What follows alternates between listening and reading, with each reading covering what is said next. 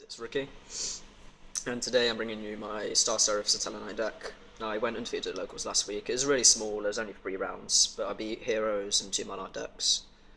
And I know it was last week of the tournament, so the banners has come out since, so this is a little bit of a variation of it, but it's almost the same. The only thing that's different is I don't run Norden and Insta-Fusion anymore. So we'll get on to the main deck, and 3 Denebs is the obvious choice. You need to run 3 because it searches for every Satellarknight monster in your deck. You've got to have 3 of these. 3 Altez, he's really nice. He gets stuff back from your grave, lets you recycle your tellers, get more effects off, and just lets you go for big plays. So again, I think you definitely need to run 3 Altez. 2 Vega, some people mess around with this and play 3. I personally like 2 because it's not always something you want to draw into. It can be a bit cloggy. And at 2, it's just nice to have a 2, and it's just nice to not break with them. 2 Anux, I honestly don't like it that much, but it's not bad to open. You can like set up and put a Deneb in your grave or something, and you can either like Altair for it next turn or call the Haunted or whatever you might need. So I'll run 2 Anux. He's 1800 as well, which is okay. So yeah. For the Star Seraphs, 3 stick and 3 chair. Obvious reasons. If you're going to run the Star Seraphs, you need to run 3 of each, or else there's no point in running any of them all, really. Not much really needs to be said about them. 3 Maxis, because there's a lot of special summon in this format. Not as much now that Draco Powers has been hit, but it's kind of hard to tell how they're going to be at the moment. But it's good. It can stop Cosmo from going off, and it's kind of okay against Monarchs, but it's something you'd probably side out from the Monarch game. So obviously really good against Burning Abyss as well. 3 Effect Veilers, because hand traps are quite good this format, and the Veilers are amazing against Monarchs. So you Veiler and Idea, and they kind of just have to stop dead in their tracks. Someone you'd side out against Cosmo, so it kind of varies with the Maxi. Probably side it out against Burning Abyss as well. So it's decent for the Monarch match. Everything else it kind of needs to be sided out. For the spells, we run very few spells. We run 4. Twin Twister, just to get rid of the back row, it's just nice. Pendulum Scales, maybe if Draco Powers stay relevant. 1 Dark Hole, if I end up going second or something, can I have this? It's nice to just clear the field and then go off on players. Soul Charge, which is a new addition, it was an Insta-Fusion. I don't know how I feel about it at the moment, because I played a tournament today, and there's never a time when I needed to use it, so it may come back out, but I'm not too sure at the moment. And 1 Rotor, because obviously it gets you any of your Tellarknights. Unfortunately it's at 1, so if you could run 3, I would definitely run 3. For the traps, 3 Alpha, obviously it's amazing counter trap that negates stuff by tributing its face up attack Teller monster, and then you get to draw a card as well, so it's really nice. As I mentioned earlier, 3 Call the Haunted, because you can basically get stuff back from your grave, recycle stuff, get effects, your turn, your opponent's turn, lets you go for some big X-0 monsters. So 3 Call is really nice. 2 Oasis, it's basically the same thing as Call the Haunted, but it summons it in defense and it makes it a worm type. So the reason I only run 2 of these and 3 Call is because this makes it a worm type, and number 86, if you want it to go into that, it requires all warriors, so you can't do it with a monster summoned by this.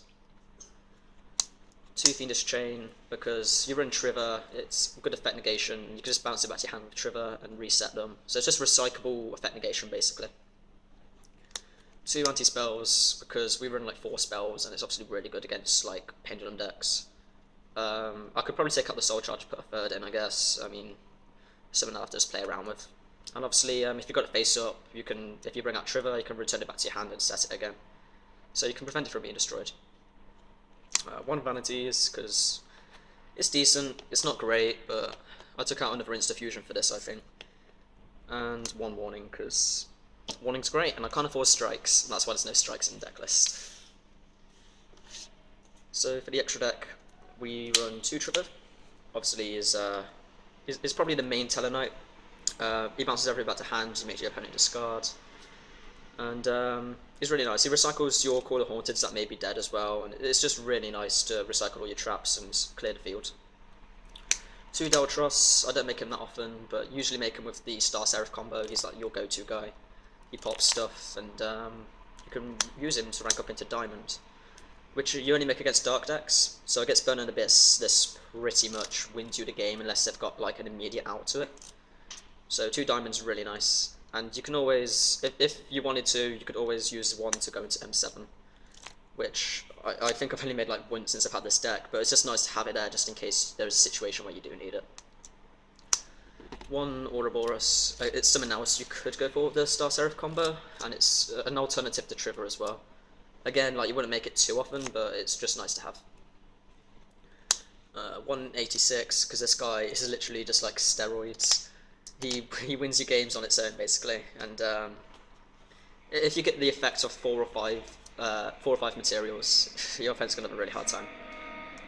And then onto like generic rank 4s, we've got 1 Emerald to recycle stuff, 1 Dweller for Burning Abyss, which I may bump up to 2. 1 Diamond Direwolf, which is just, it's average. I mean, I'd probably take this out for a Dweller if I did anything. 1 Cowboy, because it's Cowboy. 1 Honor Arc, and 1 Castell. So pretty standard really. I don't run Tsukiyomi, I played with it, and it's just not ideal for me. I don't really like Tsukiyomi that much. And last but not least, we'll move on to the 15 card side. Only 2 spells, a Twin Twister, again just to get rid of back row for game 2. People will probably be siding quite heavily, well probably not that heavily actually for Tellers, but there's always stuff you might want to get rid of. And the Dark Hole. Again, it's like, if I say I win the first game, my opponent's probably going to want to go first. This is just nice to draw into so you can clear their field on your turn. 3 Iron Walls, obviously Cosmo really relevant right now, and this is just good against them. 3 Shadow Imprisonings for the BA matchup, and a little bit against Cosmo. It stops like Dark Destroyers and stuff, but more so for the BA matchup. 2 Magical Deflectors for the Monarchs, because Domain kills this deck. 2 Massacre Restricts, because, again, Monarchs. 2 Stormings, these are mainly for Cosmo. And a Soul Drain. Yeah. And a Soul Drain, again for Burning Abyss, bit of Cosmo as well. So that was a deck profile. Let me know what you would change. If you play Tellers or Star Seraphs in there, let me know what your build is, and peace out.